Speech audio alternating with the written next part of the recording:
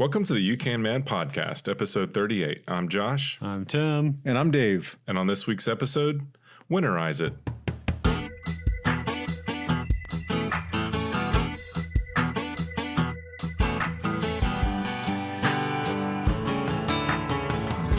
Hi, guys. Welcome back to the UK Man podcast, where we believe what one man can do, you can do as well. Talking about winterizing things, mostly lawn care related this week. Your power tools. Yes. Well, really just the lawnmower. Well, we got some house stuff. Winterization in the South is different than the North, but we're going to try to talk on it. Yeah, exactly. It's still pertinent down here, I believe. It is. But yeah, I think we mentioned last episode that we were going camping with the boys. We did that, and it was awesome.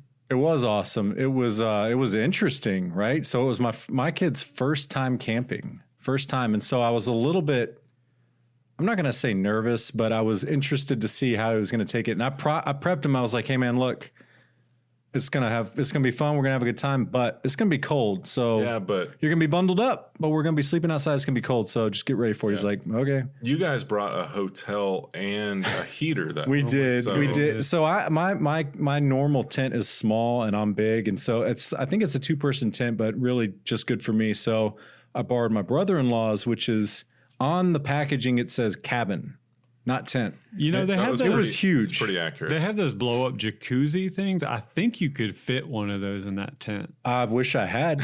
I wish I had done that because we were pretty warm. I had a little tiny heater, a little propane heater, and it worked out pretty well. What's the name of that, Dave?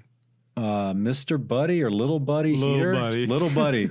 Dude, Buddy. Hey, if you're going camping and it is colder than 40 degrees outside, get a Little Buddy heater. It's a lifesaver. Yeah, they're safe to use in the tent. All right, so supposedly they're safe to use inside, but I'm a little nervous about that. So I open up all the flaps, which is probably why I was still cold because I didn't bring enough propane. I watched a YouTube video because I was about to buy one of these. It supposedly has a filter on it. I watched a YouTube video of a guy that shut one up in a motorhome. Like closed all the doors, windows, because that's something like when you have your motorhome off, when you have I don't know what this is like. People that own these when the things, generator's not running. When the generator's not running, then that might be a viable option to have a little space heater that runs on propane. So a lot of people probably would do that. So he tested it, and it was totally fine. Crazy. It does say on the packaging to use in like a ventilated area, but it doesn't have. I think he closed everything. Yeah, I think you could do that, but I don't want to not wake up when I'm camping, so I'm just going to open up. I guess it's a situation because it's all about oxygen usage. I guess if you have some flaps open and tents are permeable, like air can move in. Yeah, I don't think you have a problem. Bill Nye over here. What's going on? Yeah, I mean, so if the ratios are correct, look, my kid goes to sleep every night with a blanket all the way over his head. So, well, that's just crazy. And I have to go. And then I used to do that. Well, I looked it up because it kind of freaked me out that every night I had to go in and like pull the sheets off of his head. And there's like X% of adults who still do that every night. So I'm like, okay, I guess it's not. It's too stuffy. Yeah, it would feel real stuffy. That's still weird. Not happy about the oxygen deprivation. Well, so the camping was a success, I would say. Yeah. My kid didn't complain all night. It was great. We had a good time, ate a lot of good food, and we had fun. Yeah. And Luke dug us a latrine. He was all about the latrine. He was all about digging a latrine. He did a great job. Yeah, my kids were super excited about peeing and pooing in the woods. That's what they all did as soon as we pulled up. Yes, they just dropped trowel and they were peeing in the woods. It's like they were made to do it. Yeah. So good times. All right. Well, I've got one more thing to touch on before we go. Okay. So go for it. Tis the season of Starbucks drive-through and somebody being a hero and paying for the person behind them. Yes. Now, I'm going to ask you guys, A, do you participate? Have you ever initiated it? B, what do you do if it has happened to you? Because I'm going to tell you what I did. It already happened. I feel like it's early. We're in November still. But someone paid in front of me. And I was like, that is super nice. Like, I was all cheerful. And, like, the cashier lady was telling me, like, oh, yeah. So I was like, thanks. And then I drove off. And I was like, okay, am I weird? So I started analyzing this. Well, I think the pay it forward should only be one at a time, because what is the point of people just paying for each other all the way through this line? And I'm thinking about this poor cashier who has to tell every single person, hey, the person in front of you paid for your order. Oh, I know. It's so nice. It was very nice. Then they have to track, like, okay, that car actually paid for the car behind it, and that car's paying for the car behind. And you're thinking too that it's kind of under obligation. It is under obligation. It is not it is not. Nobody, so you're saying that only the first initiator is in the. I'll tell you what he's saying. He's trying to make himself feel better for not paying it forward. No, Josh is saying the first person is the only one that's the cheerful giver. Yeah, that is true. Everyone else is like, oh, I guess I should be a good person. But so, are you? Because you're right. People are doing it. You're right. You're torturing the cashier. This has happened to me twice. I have never paid it forward because I'm always caught off guard. Yes. And then I'm like, oh, quick decision. And I just drive away and I'm like, and then I feel bad about it. I'm like, I should have paid for the guy behind me that got 4 dozen donuts. You know what I mean? Right. But I haven't ever done it. So I know where you're coming from. It's not a bad point that you're kind of putting a lot on the cashier person, but is that the right term? I'm even second guessing that that's the right term. Who cares? Whatever. That's what they're doing. I don't think I've ever experienced that in a drive-thru. Oh man, I had it at Chick-fil-A all the time and at Starbucks. I had a lady cut me off recently. Maybe I have and I've forgotten, but I don't think so. She cut me off and I was yelling at her like in my car, kind of under my breath, I guess, because I don't think I was like, really screaming at her, but I was kind of fuming, and then she paid for me. There you go. And I was like, I take it all back. Yeah, I think my point is do it and do it often, and don't do it around just the holidays. But I'm not going to participate in the train. Okay. Of paying it forward. So you don't feel bad if you're like the 22nd person. Yeah. And then you break the chain. No. You don't feel bad about that? No. I actually expect a high five from the I'm interested to hear what you do when when a store is collecting money. Would you like to add $1 today to help what do you do? Negative every time. I don't really. Okay, I have done it before, but usually I'm saying not today. I do it once out of every 40 or 50 times maybe. My deal is I don't know anything about this charity. It's a huge corporation is what the charity is. I know, look, I give my money where I know where it's going. Give local into things you know. So anyways, I was just curious. No, that's but a good point. That makes sense that you don't pay for the next person because you're so stingy, Josh. Yeah, exactly. 'Tis the season, folks. Give and give generously, but don't be forced into it through the drive-through train. Bunch of Scrooges up in here. Let's move on. All right. Okay. So winterizing. So as you know, we've covered it many times. I'm redoing or reorganizing my garage and painting it. Still? And all right. It's gonna look. Whatever, man. Call me in April and see how I'm doing. So I've got 3 of the walls and half the ceiling painted. So that's most of the garage. I've got new shelves up. Things are moving off the floor onto the shelves, so we're making progress. But the big thing I did was I moved the riding lawnmower, which has a 48-inch deck. It's basically the size of a small car, taking up room in the garage. So she is going to be sleeping outside now. Nice. So I've moved her out under the deck behind the screen that I built, which you can see on our Instagram stories. And I put a cover on it. So we're all good there, except winter is coming. We need to figure out how to keep this thing healthy through the winter. So winterizing. Have you guys ever winterized before? Sort of. Yeah. I was thinking about this and I really haven't because I feel like I still use my mower. I have a riding mower. I have a little pull behind trailer thingy with it. And I think that I still use it during the winter. Okay. Enough that you don't want to shut it down for the season. Yeah. And again, caveat, we're in Georgia. We are. So this is completely different than our listeners up north. Yeah, it's a kind of a foreign concept. I've never really winterized anything. All my tools and equipment have always been indoors. And again, in Georgia, even if they're not in a conditioned space, they're going to be all right for the most part. Yeah, a huge part of this, and we'll get into it, is fuel, obviously. And, look, if you got the thing sitting over the summer, it doesn't matter. It doesn't really have to do with the cold weather. It has to do with your gas sitting with ethanol gas, really. And so that's like the number one killer of, you try to start that mower back up and you haven't used any stabilizer in that fuel and it's just been sitting there forever. It's basically going to be separating into alcohol and the alcohol separates and then it can also attract moisture in there. So not good. Yeah. And so that's what's going to destroy your carburetor and everything. Just the gas alone sitting in the carburetor. The tank and, and it's going to break down all the plastic in the car, everything leading up to the carburetor and the carburetor itself. Yeah, so let's start with fuel. So fuel, they recommend that you remove, best case scenario is to remove all the fuel. So don't, if you're using it that last time of the season, run it all the way out. That's the best case. Take your fuel filter off if you have access to it. Unplug the fuel lines and drain those if you can. So that's the best thing.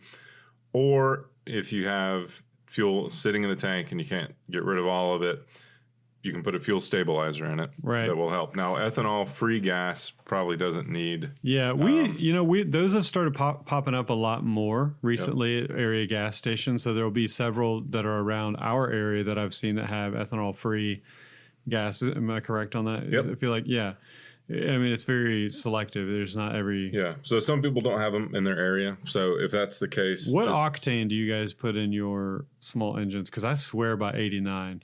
I've been Is that the middle? 80, I do 87. I just do whatever is ethanol free. Oh, you do ethanol free? Yeah. I don't do ethanol free. This is the one thing that I do to my mower and for my trimmers is I will run the gas out when, I think the last time is that I'm going to use them because it's pretty easy to do. I just run them until they, die, and then I'll crank them a couple times to get that extra gas out, and then I'll put them up. Because that's really the biggest thing that you want to do for your power tools that run on gas is to run all the fuel out of them. It's the number one thing, obviously. So that's the one thing I'll do. Whenever I hear people, ask me questions about their small engines, the first question is, how old is the gas? If you've got something you're trying to crank back up. And I'll always ask that, how old is the gas? Because people just don't realize that. Well, I had a mower that ran for one season, and I put it up with like a full tank of gas, and I pulled it out. It was my first house, my first mower, and I pulled it out the next spring, and it never ran again. There you go. It's still sitting there. So that's why I run my fuel. Wait, you still have it? Still have it. Replace that carburetor, homie? Well, now I have 3 lawnmowers, so I don't, I got do you choices. Have 3 inoperable lawnmowers? I would say 1 inoperable, 2 are operable. Okay. Yeah, I think I collect lawnmowers now. The carburetors are not that expensive. The number one thing is fuel. That's going to solve any problems related to the winter and your equipment getting and just storing in general. Storing in general, even if it's not the winter. Second one here is remove the battery. So this is like riding lawnmowers. It's a good one. I haven't thought about it, but take the battery out, bring it in where it's warm and dry. And you could also put it on a battery maintainer. Put it on like a trickle charger to keep Harbor Freight has those, and I have one on an old battery that I just keep around. Not a lawnmower battery, a regular car battery. And I keep it on the trickle charger maintainer, and then I use that to jump stuff off. I think that's the one piece of Harbor Freight machinery that I own really? Like a trickle charge. Is that what they're called? Trickle chargers? Yeah. I thought it was a battery maintainer. Or deep cycle, or like there's battery maintainer. So I have one. I will say this. I didn't buy it because I wouldn't give money to Harbor Freight. My dad bought it, and I boosted it off of him. No, I hate on Harbor Freight. It's not going to necessarily charge the battery. It's just going to. It will keep it from going dead when it's in the cold, and it's going to keep it from going beyond the point of no return. Right, exactly. Yeah. So that would be a good idea to keep it on that. Yeah. So next item here is remove the spark plugs or plug, and again, different levels of winterization here. Yeah, spray a little oil down in the cylinder so it kind of coats the cylinder walls. Yep. Yeah, I'm just thinking who does this, but I guess people in who the does north. this is the guy who has his John Deere for 30 years. I Yeah, feel like that's Mike true. Matthews does this. I don't think he doesn't do it. Yeah, no. That's So Josh's dad seems like the kind But of we guy live who in would do Georgia. it. We live in Georgia. We do live in Georgia. It's important. I do some of these things like when I pull the mower out. So I'll probably every other spring I will change the spark plug and I'll change the oil in it. But I don't do it when I put it up. Yeah, so this says, just take the spark plug out, like Tim said, shoot some oil down in there to keep things covered. Okay, so next item here is replacing or cleaning any filters. So air filter, fuel It's a filter. good time of year to do it, I guess. If you're doing all this other stuff, you might as while well. you're in there. Next one, change the oil. I don't know if there's a benefit of doing that on the front end before winter or on the back I'd end. just leave it in there, right? I don't know. And Yeah. then change it in the spring. That's what I do because when I put it up in the winter, I'm done. I'm like I'm not like this is the last mow and goodbye. Yeah, And I'm and like you're- I'm not in maintenance mode. Okay, so you're going to be doing some prep when you pull it out. I guess there's some prep expected anyway. Yes. So that's up to you. It might be actually easier if it's warmer to change the oil, depending on True. how drastic your temperature changes are. So next, we're going to scrape the mowing deck, which is getting into a lot of heavy-duty maintenance. You're going to have to get under the mower or tip it up, depending on what kind of mower you have. or Unplug that drop- spark plug, right? Whenever you're the getting deck. underneath there, unplug the spark plug so you don't Unless accidentally It's a start good- that thing it's a on good you. in safety case it feature. magically Safety starts. first. Yeah. So what's the problem with having gunked up? Yeah, it's gonna. I mean, it's gonna corrode and rust if grass clippings just they stick to the to the underside of the mowing deck. And I've heard of people trying to put. I was just talking to my friend about this. He said, "Yeah, some guys put motor oil, or like on the underside of the deck." Well, this list, what we were reading said to do WD-40, which I'd never really thought about. yeah, I mean anything that's gonna cause That's after you clean it. yeah, sorry, it's sorry. after you clean Right. it. But just as a normal treatment, if you want grass to not Kind of stick, makes sense. It wouldn't stick as then well. yeah, that might work. But I feel like over time that's going to wear off. Tim, Yeah. didn't you rust through your deck on your mower? Did you rust through it or did you send something flying through it? Almost. Because I remember you saying it's- you had to repair it. Yeah. Yeah, we did have to repair it. Yeah. Okay, I so, say we, my friend Brandon, he helped me a ton. He basically did it. Thanks, Brandon. so we've got sharpen the blades. This could be done on the front end or the back end. Yeah, that's of the springtime work winter. for me. Yeah, that's springtime. But if you're going to be doing all this stuff, you might as well. But Yeah, hey, clean. how do you guys balance your blades? I don't do that. I don't balance really? it. I Yeah. have a blade balancer. I have one too. It's called a nail, and I just put it There you go. in the side of the workbench and then hang that joker on there, and then work. just kind of. Yeah, I probably. How about like an $8 kit that has a blade balancer, like a little plastic pyramid, and you Okay. just set the blade on it. And I've never done that. I sharpen my blade every year. you sharpen your blade and you don't balance it. Yeah, I mean, I take That look, I'll is- take it off. Dave. I get the file You're out. almost defeating the purpose because No. you're going to shake your mower apart. It works fine. You need to just put a nail in the wall or your workbench, and then you just hang that Yeah. blade on there, It's and then dangerous see if it, throwing around an unweighted yeah, man. blade, like an It's like having unbalanced unbalanced tires and going 80 miles an hour. down the I'd road. say it's probably worse, but Well, yeah. my record's pretty good, so I'm not too worried about it. Okay, all right. blade. Mr. Three Lawnmowers. Yeah. Well, that's how I get around it is I just rotate through. Yeah, yeah. You're just like, oh, this one's done. All right. Again, general maintenance, clean and lube the mower. So just clean up all the dust. You can use like compressed air, spray a bunch of stuff out, wipe everything down. Put, some of the riding lawnmowers have joints that can be lubricated, and they have Grease points. Grease points, I think they're thank you. I called was trying to- zerts. Yeah, Grease yeah, zerts. And lastly, storage tips. And this is kind of the biggest one I was afraid of is whenever I just searched this on the internet about storing your mower outside. And I think it was a bunch of people from the up north where it gets super cold, but animals, like all these guys were like, Really? rats just destroyed my mower, or squirrels destroyed my mower, or possum destroyed, like everybody. And so, but I've never, you've stored yours Yeah, I've had outside? ants get into mine. I Okay. feel like I probably have had a mice or two. I have never noticed them eating or, chewing on any wires. Yeah. So they just recommend, a couple bait stations nearby, just to deter, or at least you can see that you've caught one nearby. But My that's shed- my biggest worry. So my shed houses my mower, my trimmers, and a family of foxes. And I've never had any trouble. But I don't know. My Well, there you mower's go. smart. It's not a Foxes riding are lawnmower. keeping the rats away. Yeah, they probably are. All right. I want to hear from our Facebook group, folks, how much of this stuff people actually do. So if you're listening, go on to the Facebook group page and let us know what you're doing, or if you're doing all this, and what area of the country you live in. Yeah, Because I want to know that. Yeah, we've got people I know in Hawaii listening. We've got people in New York City who don't even know what a lawnmower is. And so Right. we've got people all over the place. So yeah, let us know what how much of this What's your stuff- routine, right? What's your routine, and how much of this stuff is just fluff, or is it actually useful? Right. And we were going to touch on a few like house kind Yeah. of related winterizing things. Because the first thing that I think of when I think house winterizing, again, in the South, tons more goes into it in the North. But I think the correct term is a hose bib. Is that right? It basically Yep. your outdoor spigot. Yeah. And that could be susceptible to freezing.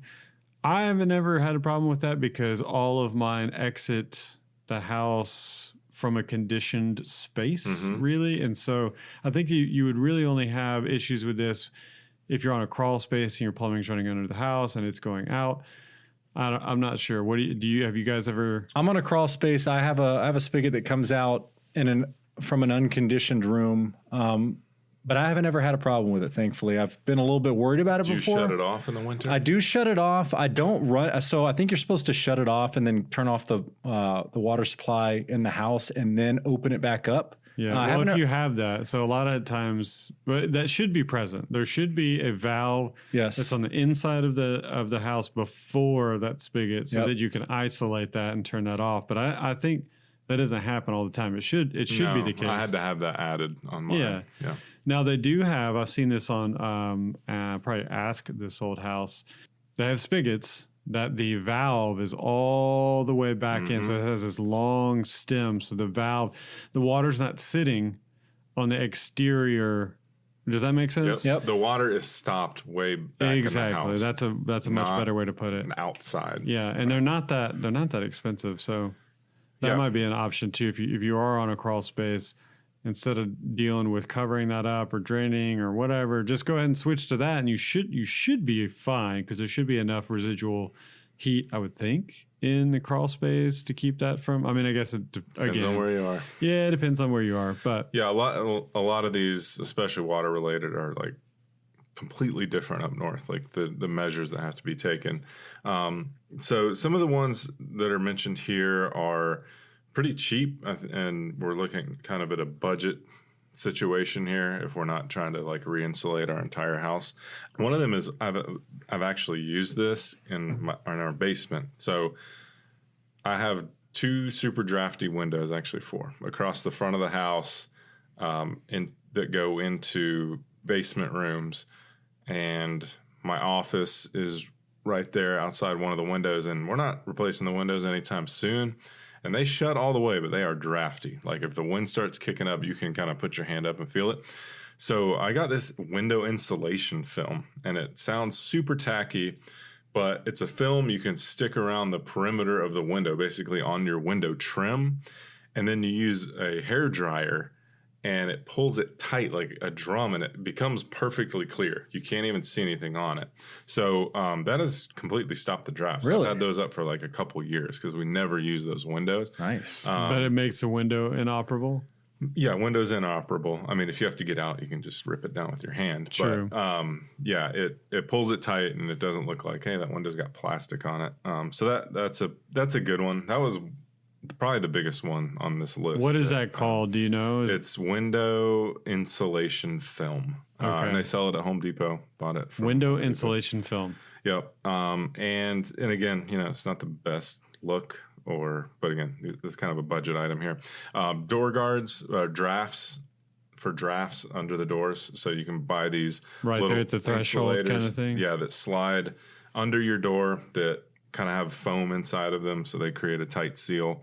Because doors and windows are notorious for air leakage. They sell weather stripping tape, or I've seen a weather stripping like caulk as an alternative to that window film that you can put in the cracks and seams around windows.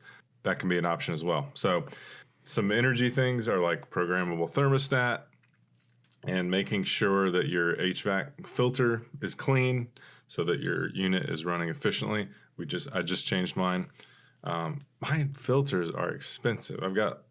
We have like a They're all expensive. We have like man. a newer high efficiency. You got those like the unit, thicker but it's ones. 5 inches thick. Whoa. It's Right. $32 a piece. Wow. You're supposed to replace it every 3 months. Every 6 months. Okay. Oh, But okay. it's not terrible. But man, that's Yeah, and It's a lot pretty of serious. a lot compared of to these the other things. ones Yeah, that I mean, a was lot of buying. these things like changing the filter and the programmable thermostat. Obviously, look, we understand a lot of our listeners know these things, but it is a good thing to just be reminded of that. It might kind of jar your memory to be like, oh, yeah, I need to do that. Yeah, especially as the season changes.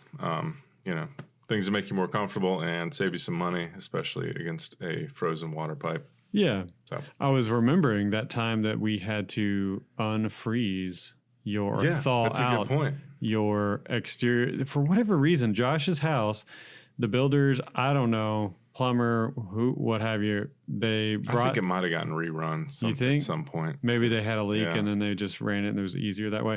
Anyways, it's buried, but then it comes out of the ground right before it goes into the house. Yeah. And so you just have it completely exposed.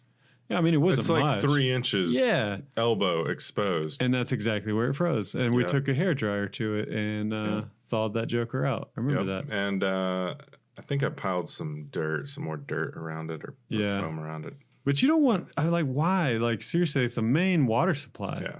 Anyways. So I always keep an eye on it too. In the winter. But All right. Well, remember, guys, we want to hear from you guys on the Facebook group. I want to hear if you guys actually do these things to winterize your lawnmower and such. But we're going to take a quick break, and I've actually got the segment for us this week. all right. We'll see you in a few.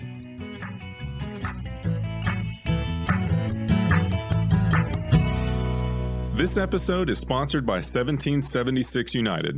1776 United is a patriotic and historically inspired lifestyle brand. They make the best patriotic shirts and apparel on the market today. I personally own many of their products, and if you want to don patriotic gear without looking gaudy, check them out on Instagram, Facebook, and at 1776united.com. All right, welcome back. This week, Tim has our segment. Yes. What you All got right, for us, guys. Tim? Dave, you just gonna have to live with this, all right? Okay. We gotta There's not much I can say. There's not much I can do. I guess. yeah. Stealing your segment again. Yeah, basically. Oh, snap. Okay, UK man trivia. All right. All right. Not the real sanctioned official UK Man trivia. Okay, I've got 15 questions. Hopefully, we'll get through all these. I think a lot of these go super quick. Okay. You better keep score over As long there. as Topic. they're not all multiple choice. Topic, yeah, they are pretty much. Yeah, well, some of them are true and false, so those are super All right. easy. And the ones that are choices, it's just like 3 options, so it's all good. I think. Winter weather trivia. You Winter guys- weather. Okay. Winter weather. I mean, we're talking about winterizing stuff. go. I mean, come on. Very right? appropriate. All right, question 1. Your name is your buzzer. You guys know the drill. Got it. Okay. A winter storm that brings rain or snow along with coastal flooding and hurricane force winds to the northeastern U.S. is called Josh. Yankee blizzard, nor'easter, or Alberta clipper. Josh. Nor'easter. Of course, nor'easter is a cyclonic Sit storm. over here with this smug look on his No, face. right? Like, what? It dumps heavy rain or snow, causes coastal flooding, and brings hurricane force winds from a northeasterly direction. This type of storm typically affects the northeastern portion of the U.S. Clearly. All right, the blizzard of 1967. I had never heard of this, so you guys are probably not going to get Sounds this either. big.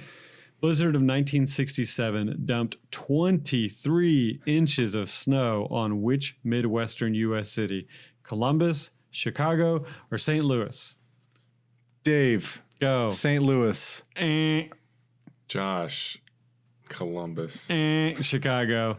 Chicago blizzard of 1967 hit on January 26 and left nearly 50,000 automobiles stranded on Chicago roadways. How many inches of snow are we talking about? 23. Whew. Yeah. That's a lot of snow. All right, which Goodness. turn of the century storm blanketed southern states with record-setting snowfall and freezing temperatures? Was it A, the Great Blizzard of 1899, B, the 1999 blizzard, or C, the blizzard of 1901? Turn of the century storm. Dave. Go. I'm going to say the 1901 blizzard. Josh, 1899. 1899. The Great Blizzard of 1899 began in eastern Canada but intensified as it moved through the southern United States. The storm set records for snowfall and freezing temperatures, many of which continue to stand as record today. Wow. Goodness. All right, next question. Nor'easters only occur during the winter months. True or false? Josh, false. That is correct. It is false. False. While nor'easters are more frequent and stronger from September to April, the storm's season is broad. Nor'easters can actually occur any time of year. Even on Easter. They could. Nor'easter on Easter. Good one, Josh. Okay, next question. What year did the Super Bowl blizzard cause more than $63 million in property damage and claim at least 60 lives? 1970, 1975, or 1980? Josh? You guys know sports trivia. That's not sports trivia. Sure it is. It Super just Bowl. happened on the Super Bowl Sunday. I mean, I don't know. Is that significant? Was it at the Super Bowl? That's Well, my I guess question. it was What years are we talking about again? 70, 75, or 80. Dave. Go. 1975.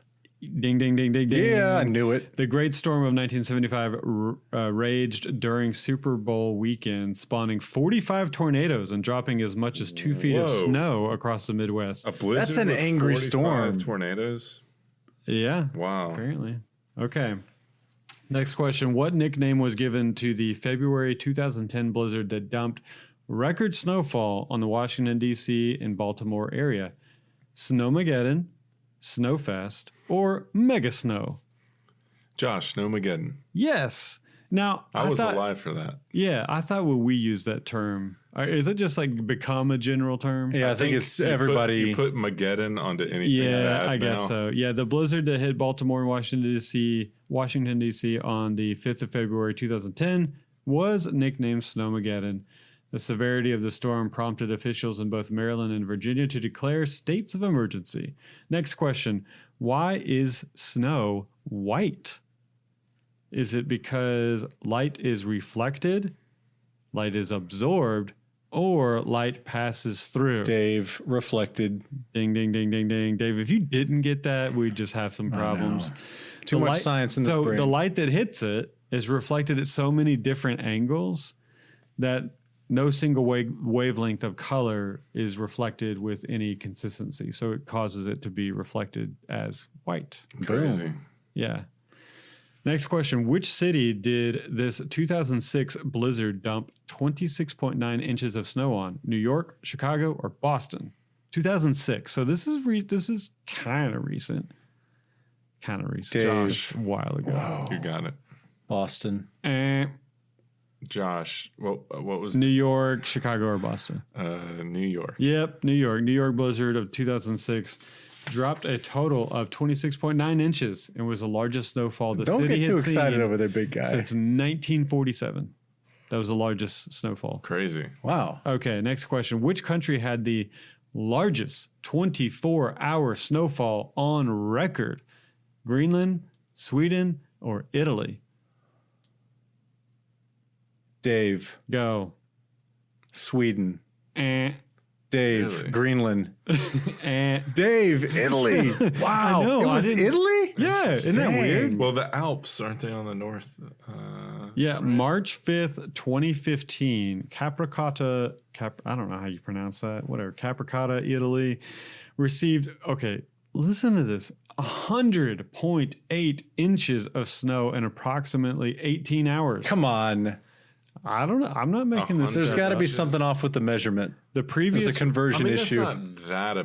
I mean, it's a What? lot, but it's like What? No. But when you're 100 thinking about inches in drifts, 18 hours? when you're thinking about drifts, though, Yeah. that's crazy. Okay, the previous record was held by Mount Ibuki, Japan, where 90.6 inches of snow fell in 24-hour period in 1927. Nuts. Next question. Which U.S. state holds the record for 24-hour snowfall? So same kind of question, Okay. but states. Just the U.S. Yeah.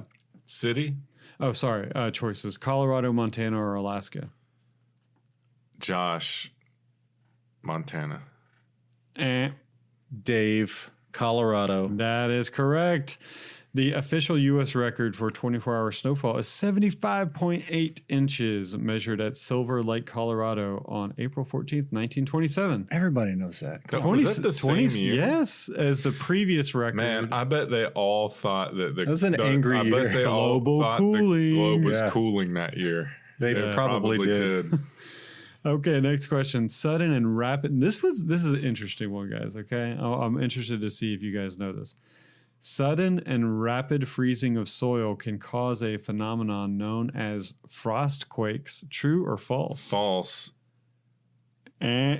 It's true. Frost quakes? I've never heard of that. Frost quakes. I love Heard of frosted frost flakes. heaves. Okay, it's called cryoseisms or seisms. Cryoseisms. All right. And it's commonly just known as frost quakes. And it's caused when extremely cold temperatures quickly freeze moisture trapped in soil and bedrock. Interesting. Makes sense. Frozen earth expands and can cause tremors and loud explosion-like noises. Man, Something we will probably never experience whatsoever. we don't here. even experience frost heave here. Okay, next question. According to the National Weather Service, a blizzard, this is an interesting one. A blizzard is defined by large amounts of snow or blowing snow, along with winds exceeding 35 miles per hour and visibility of less than what distance? Less than 1 mile, less than a half mile, or less than a quarter mile? Josh Quarter. Ding, ding, ding, ding. I was going to say that before you said the Really? Okay, so let our listeners know Josh is kind of a weather buff, so he kind of knows these things. choice. Yeah. Yes? Mild nerd. Yeah, for sure. Yep, it's Mild? less than a quarter mile visibility. Wannabe is a good. There you go. That's Okay, I just a liked couple it. questions left. Where was the lowest temperature in the U.S. recorded? North Dakota, Alaska, or Montana? Dave, North Dakota. Josh, Alaska. That's right. The lowest temperature in recorded U.S. history was 80 degrees below zero Fahrenheit. How many more questions we have? I think Minus- it's 6-3. Bad guys. I haven't been keeping track. I know I six- have. which is minus I'm 62 telling you. Celsius. It was cataloged at Prospect Creek Camp in Alaska on January 23rd, 1971. What was the name of the storm that hit the eastern United States in 1993 affected 26 states? So this, guys, you got to know this. I remember this one. The Eastern Blizzard, the storm of the century. Dave, the storm of the century. That's right. All right. Or the 93 nor'easter. Got So the we t-shirt. experienced this, which I refer to as the blizzard of 93. That's how I do it too. That's how I don't remember hearing it. I remember Yeah, I that's all they remember were this. talking about was the storm of the I century. remember the storm of the century, but Yeah. I know it is the blizzard of 90. So it dumped snow for 3 days, and from all the way from New York to Alabama, tornadoes, flooding, and snowfall left 2.5 million people without power for days. And I did not know this. It claimed 270 lives. Whoa, really? Dang. Wow. Yeah. One memory I have of that blizzard is when everyone came back to school. Everyone had like windburn. Like Everybody was all looked red. They were sunburned. It's because the kids. We just played outside Yeah. for 3 days. Yep. Did 4 y'all days straight. experience, see if y'all's moms were the same as mine? She was very concerned about us going outside and limbs that were going to fall on us Oh, because they were so heavy with the ice and snow. Right? So she was very. No, that was a non-issue. Yeah, my mom's like, I have 6 kids. I could lose. Yeah, she had too many things to worry At about. that she's point, like, we "Get only out." had 4. So just kidding. Okay, last question. Hypothermia occurs when when your body temperature drops below what temperature? 97, 96, or 95? Josh, 96. Dave, 95. Yes, 95. Yeah, I there you go. Now That's you, it. Now you know. Man, That's all my winter trivia. I feel like we right need there. a bonus question because it's 6 to 5. That was like weather history. I liked it. Yeah, I don't have a Winter bonus weather. question. Oh, well. Bonus question. Sorry about that. I That's don't, all right. I don't know what this score was, but I just told you 6 to I think 5. we were pretty comfortable with who won. okay. All right, guys. Well, thanks again for joining us for yet another You Can Man podcast episode. We really, really appreciate you guys tuning in. If you guys would take a few minutes and maybe just reach out to a buddy of yours that he might like the You Can Man podcast, we would love to get some more listeners. Take some time to leave us a review on Apple Podcasts, and definitely check out our Facebook group page for some great information there. We will catch you guys next time.